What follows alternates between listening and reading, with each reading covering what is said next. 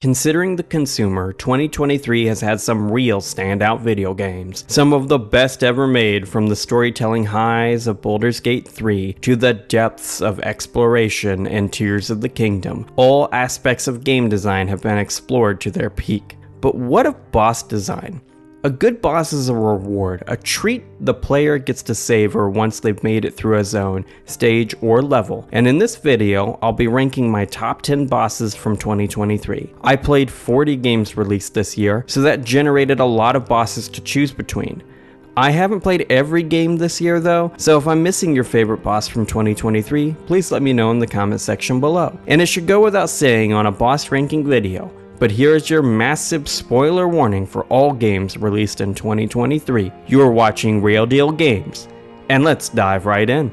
Number 10. Mario has never had super complicated boss fights, and Bowser from Super Mario Bros. Wonder isn't complex or difficult either. But a boss doesn't have to be difficult to be good, and something Nintendo has always done in their platformers is create bosses that are fun to interact with. Over the course of Super Mario Bros. Wonder's stages, you'll come across a few Wonder Seeds that turn the level into a pseudo-rhythm game, and my favorite stage in the game is actually one of these kinda sorta rhythm game levels. I have no rhythm, and if I ever try to dance, it's as if I have two left feet, but rhythm games have always been interesting to me, even if I'm absolutely garbage at them. Bowser utilizes these rhythm elements to make the boss fight more unique. I think it would be possible to do this without engaging with the rhythm mechanics if you had a bubble flower on, but I didn't have that. Wonder is the most pleasant game I played in 2023, and this boss fight, while not difficult, caps off the experience in a wonderful way. Number 9. Hugo Kupka is one of the primary antagonists of Final Fantasy XVI, and he was definitely my favorite villain from the game by the time I rolled credits twice. FF16 is full of these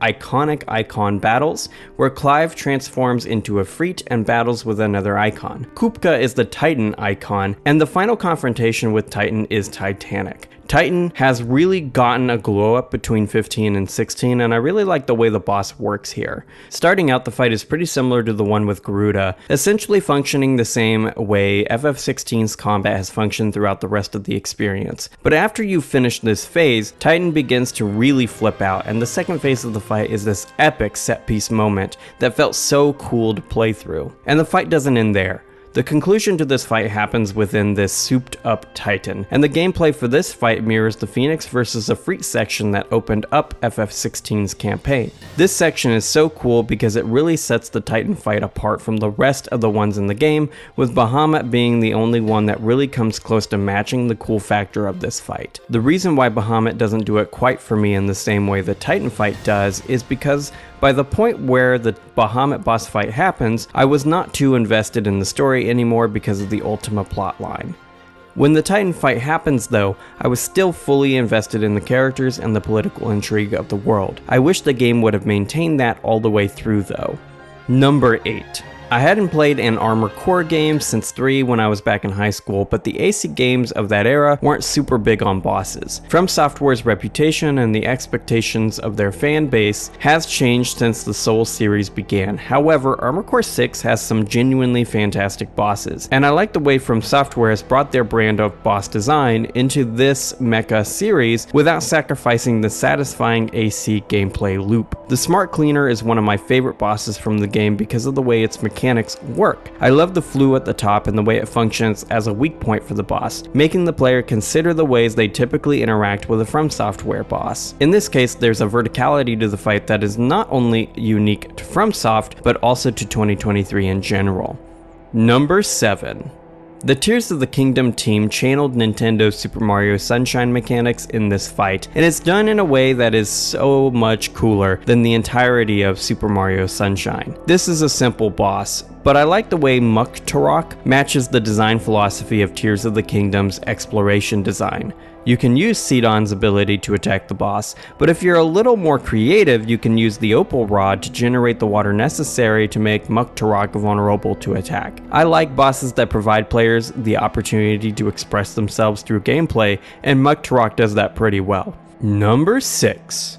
Blasphemous 2 has some of the best 2D Metroidvania bosses I've ever seen, and Odon is one of the better ones from that game. I just really like the way this boss's mechanics pair pretty well with what the player is conditioned to get used to through his area. He's also got this awesome leap from the background to the foreground, and I like that this foreshadows his leaping ability. Number 5. Resident Evil bosses, survival horror bosses in general, are typically more about spectacle than enjoyable gameplay mechanics, and Ramon Salazar from Resident Evil 4 doesn't break that trend, but I would be lying if I said the spectacle of this boss fight didn't catch my attention on my first playthrough of RE4. I like the bosses in games like RE4, Dead Space, and other survival horror franchises simply because of the way the bosses look. They're all seriously messed up, and Salazar fits nicely in the pantheon of weird tentacle monsters Resident Evil is known for. I also love the Easter egg way of killing him with 2 golden eggs. It's a weird way of beating that boss, but it is also funny as hell too.